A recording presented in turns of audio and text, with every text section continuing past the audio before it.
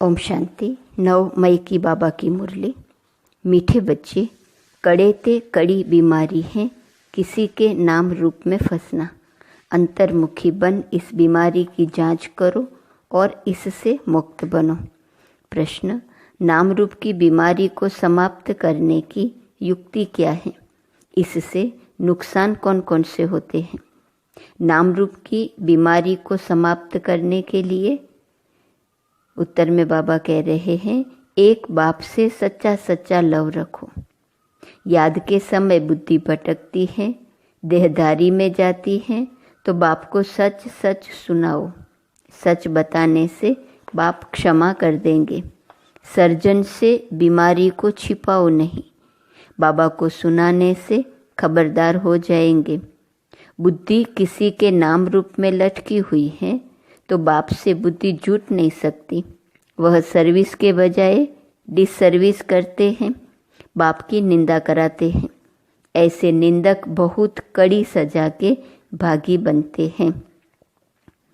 समाप्त करने की युक्ति, बाबा से सच्चा लव। कोई भी देहदारी में बुद्धि जाती है तो बाबा को सच सच बताओ। सच बताने से क्षमा कर देंगे। सर्जन से कोई भी बीमारी छिपाओ नहीं। बाबा को सुनाने से बाबा खबरदार करेंगे। नुकसान क्या होता है? बाप से बुद्धि जुट नहीं सकती। सर्विस के बजाय डिसर्विस करते हैं, बाप की निंदा कराते हैं और कड़ी सजा के भागी बनते हैं।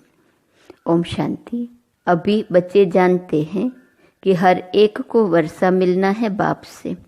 भाई को भाई से कभी वर्षा नहीं मिलता, और फिर भाई व बहन जो भी हैं उनको हर एक की अवस्था का पता नहीं पड़ता है। सब समाचार बाप दादा के पास आते हैं। यह है प्रैक्टिकल में। हर एक को अपने को देखना है कि मैं कहाँ तक याद करता हूँ, कोई के नाम रूप में कहाँ तक फंसा हुआ हूँ, हमारे आत्मा की वृत्ति कहाँ कहाँ जाती है। हर एक को अपने को देखना है। एक, मैं कहाँ तक याद करता हूँ। दूसरा, कोई के नाम रूप में कहाँ तक फंसा हुआ हूँ। तीसरा, हमारे आत्मा की वृत्ति कहाँ कहाँ तक जाती है। आत्मा खुद जानती है, अपने को आत्मा ही समझना पड़े। हमारी वृत्ति एक शिव बाबा की तरफ जाती है या और कोई के नाम रूप तरफ जाती है। जितना हो सके अपने को आत्मा समझ एक बाप को याद करना है और सब भूलते जाना है। अपनी दिल से पूछना है। चौथी पॉइंट, हमारी दिल सिवाय बाप के और कहाँ भटकती तो नहीं है। पांचवी पॉइंट, कहीं धंधे दोरी में या घर गृहस्थ मित्र संबंधियों आदि तरफ बुद्धि जाती तो नहीं है। अंतर्मुखी होकर जांच करनी है। एक, कहाँ तक याद करता हूँ। दूसरा, कोई के नाम रूप में कहाँ तक फंसा हुआ हूँ। तीसरा, आत्मा की वृत्ति कहाँ कहाँ जाती है। चौथा, सिवाय बाप के और कहाँ बुद्धि भटकती तो नहीं है। पांचवा, धंधे दोरी में या घर गृहस्थ मित्र संबंधियों तरफ बुद्धि जाती तो नहीं है। बाबा कहते अंतर्मुखी होकर जांच करो। जब यहाँ आकर बैठते हो तो अपनी जांच करनी है। यहाँ कोई न कोई सामने योग में बैठते हैं, वह भी शिव बाबा को ही याद करते होंगे। ऐसे नहीं अपने बच्चों को याद करते होंगे। याद तो शिव बाबा को ही करना है। यहाँ बैठे ही शिव बाबा की याद में हो। फिर चाहे कोई आंखें खोल कर बैठे हैं व आंखें बंद कर बैठे हैं, यह तो बुद्धि से समझ की बात है। अपनी दिल से पूछना होता है, बाबा क्या समझाते हैं।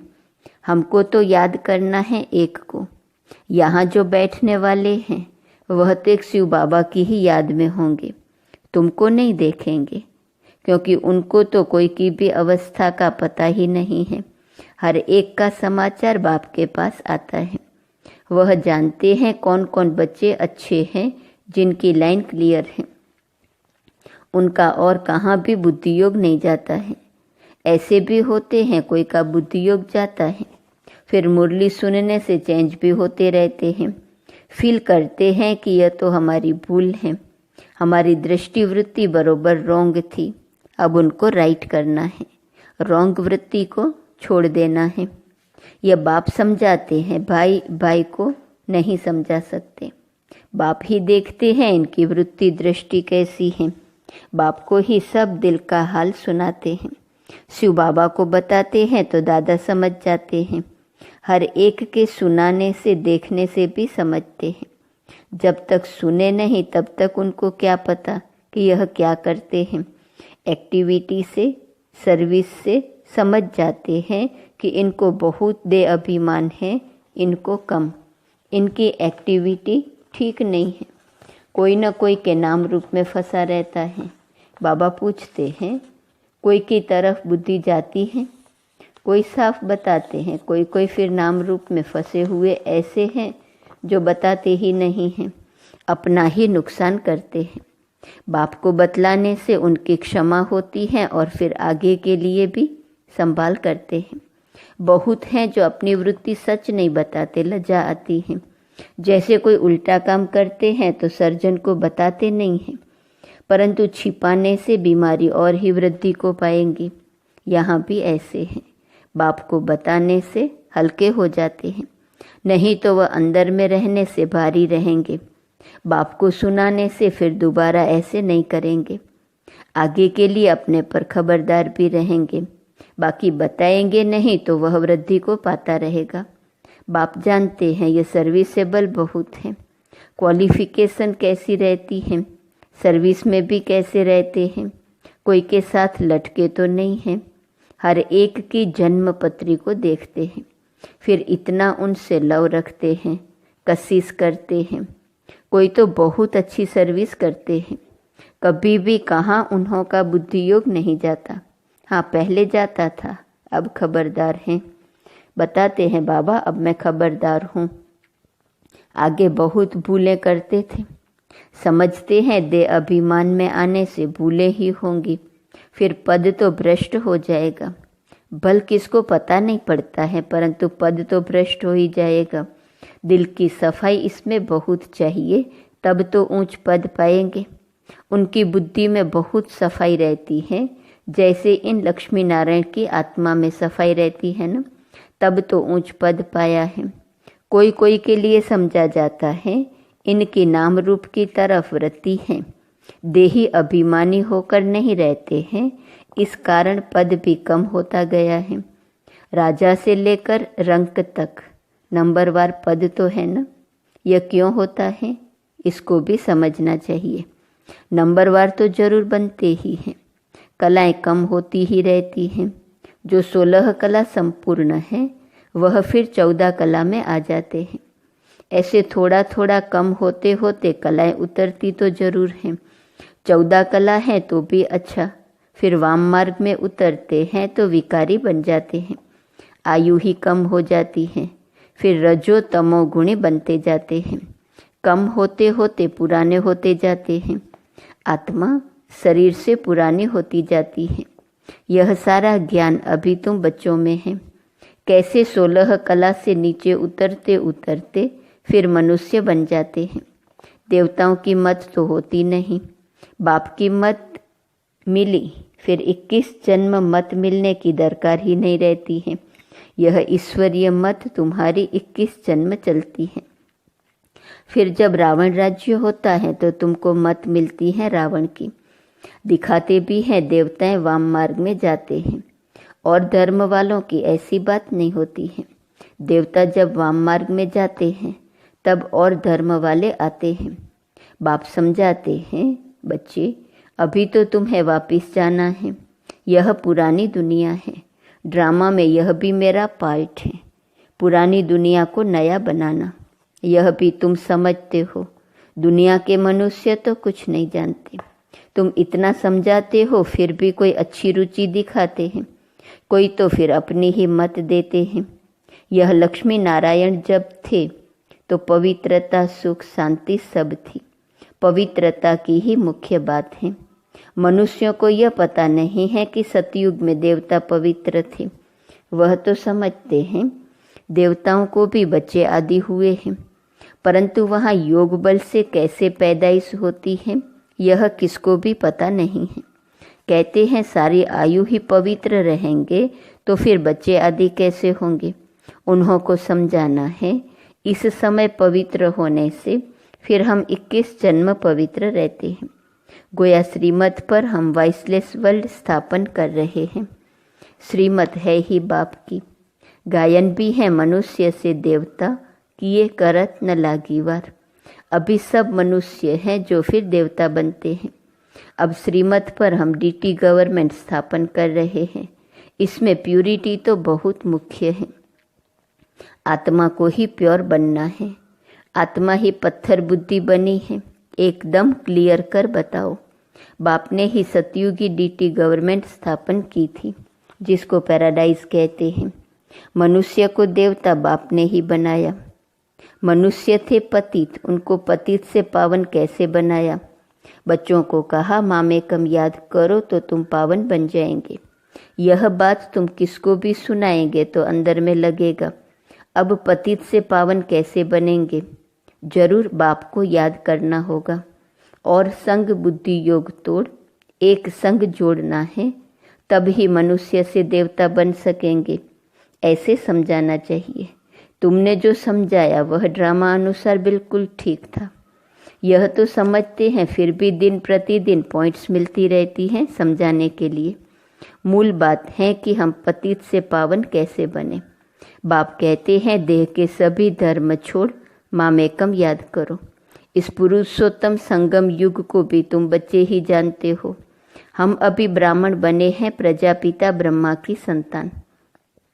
बाप हमको पढ़ाते हैं ब्राह्मण बनने बिगर हम देवता कैसे बनेंगे। यह ब्रह्मा भी पूरे 84 जन्म लेते हैं, फिर उनको ही पहला नंबर लेना पड़ता है। बाप आकर प्रवेश करते हैं तो मूल बात है ही एक, अपने को आत्मा समझ बाप को याद करो। देह अभिमान में आने से कहाँ न कहाँ लटके रहते हैं। देही अभिमानी तो सब बन न सके। अपनी पूरी जांच करो। 5 बातें आगे बताई। अब 6ठी बात, हम कहाँ देह अभिमान में तो नहीं आते हैं। हमसे कोई विकर्म तो नहीं होता है, बेकायदे चलन तो नहीं होती है। बहुतों से होती हैं, वह अंत में बहुत सजा के भागी बनेंगे। भल अभी कर्मातीत अवस्था नहीं हुई है। कर्मातीत अवस्था वाले के सब दुख दूर हो जाते हैं, सजाओं से छूट जाते हैं। ख्याल किया जाता है नंबरवार राजाएं बनते हैं। जरूर किसका कम पुरुषार्थ रहता है, जिस कारण से सजा खानी पड़ती है। आत्मा ही गर्भ जेल में सजा भोगती है। आत्मा जब गर्भ में है तो कहती है हमको बाहर निकालो, फिर हम पाप कर्म नहीं करेंगे। आत्मा ही सजा खाती है। आत्मा ही कर्म विकर्म करती है। यह शरीर कोई काम का नहीं है। तो मुख्य बात अपने को आत्मा समझना चाहिए। जो समझे बरोबर सब कुछ आत्मा करती है। अभी तुम सब आत्माओं को वापिस जाना है, तभी यह ज्ञान मिलता है। फिर कभी यह ज्ञान मिलेगा नहीं। आत्मा अभिमानी सबको भाई भाई ही देखेंगे। शरीर की बात नहीं रहती है। सॉल बन गए फिर शरीर में लगाव नहीं रहेगा। इसलिए बाप कहते हैं यह बहुत ऊंची स्टेज है। बहन भाई में लटक पड़ते हैं तो बहुत डिसर्विस करते हैं। आत्मा अभिमानी भव, इसमें ही मेहनत है। पढ़ाई में भी सब्जेक्ट होती है, समझते हैं हम इसमें फेल हो जाएंगे। फेल होने कारण फिर और सब्जेक्ट में भी ढीले हो पड़ते हैं। अभी तुम्हारी आत्मा बुद्धि योग बल से सोने का बर्तन होती जाती है। योग नहीं तो नॉलेज भी कम, वह ताकत नहीं रहती है। योग का जौहर नहीं, यह है ड्रामा की नूंद। बाबा समझाते हैं बच्चों को अपनी अवस्था कितनी बढ़ानी चाहिए। देखना है हम आत्मा सारे दिन में कोई भी बेकायदे काम तो नहीं करते हैं। कोई भी ऐसी आदत हो तो फौरन छोड़ देना चाहिए, परंतु माया फिर भी दूसरे तीसरे दिन भूल करा देती है। ऐसी सूक्ष्म बातें चलती रहती हैं। यह है सब गुप्त ज्ञान। मनुष्य क्या जाने। तुम बताते हो हम अपने ही खर्चे से अपने लिए सब कुछ करते हैं, दूसरों के खर्चे से कैसे बनाएंगे। इसलिए बाबा हमेशा कहते हैं मांगने से मरना भला। सहज मिले सो दूध बराबर, मांग लिया सो पानी।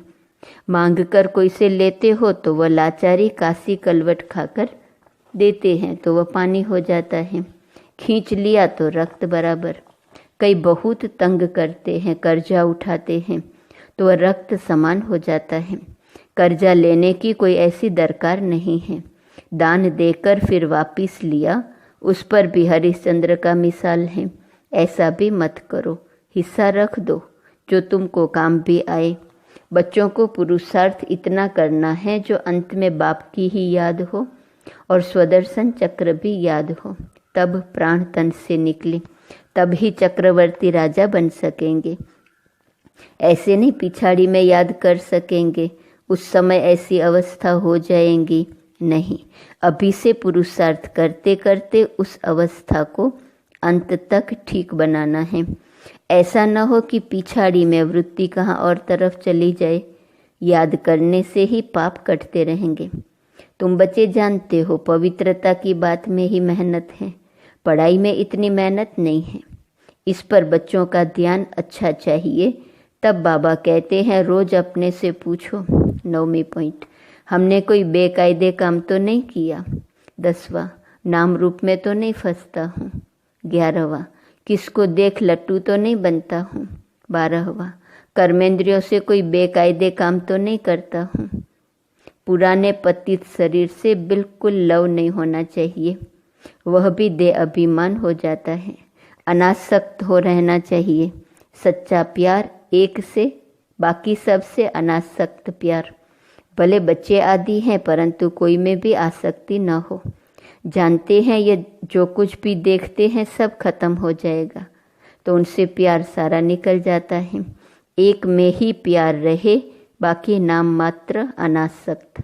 अच्छा, मीठे मीठे सिकिलदे बच्चों प्रति माता पिता बाप दादा का याद, प्यार और गुड मॉर्निंग। रूहानी बाप की रूहानी बच्चों को नमस्ते। रूहानी बच्चों की रूहानी बाप को नमस्ते नमस्ते नमस्ते। धारणा के लिए मुख्य सार। पहली पॉइंट, अपनी वृत्ति को बहुत शुद्ध पवित्र बनाना है। कोई भी बेकायदे उल्टा काम नहीं करना है। बहुत बहुत खबरदार रहना है। बुद्धि कहाँ पर भी लटकानी नहीं है। सच्चा प्यार एक बाप में रखना है, बाकी सबसे अनासक्त नाम मात्र प्यार हो।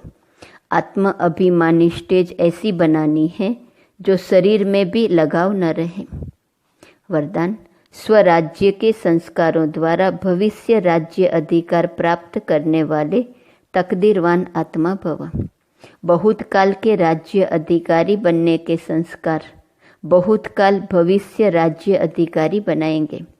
अगर बार बार वशीभूत होते हो, अधिकारी बनने के संस्कार नहीं हैं, तो राज्य अधिकारियों के राज्य में रहेंगे, राज्य भाग्य प्राप्त नहीं होगा।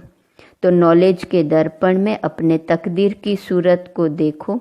बहुत समय के अभ्यास द्वारा अपने विशेष सहयोगी कर्मचारी व राज्य कारोबारी साथियों को अपने अधिकार से चलाओ, राजा बनो, तब कहेंगे तकदीरवान आत्मा। स्लोगन, सकाश देने की सेवा करने के लिए बेहद की वैराग वृत्ति को इमर्ज करो। आज का स्वमान है, मैं सहज योगी हूँ। अव्यक्त इशारे की पॉइंट 9 में, तन और मन दोनों को सदा खुश रखने के लिए सोचो कम। अगर सोचना ही है तो ज्ञान रत्नों को सोचो। अगर यह भी सोचते हो कि मेरा पाठ तो इतना दिखाई नहीं देता, योग लगता नहीं, अशरीरी होते नहीं, यह भी व्यर्थ संकल्प है। उसकी भेंट में समर्थ संकल्प करो, याद तो मेरा स्वधर्म है, मैं ही कल्प कल्प का सहज योगी हूँ। इस प्रकार के संकल्प करो तो खुशी में उड़ते रहेंगे। ओम शांति।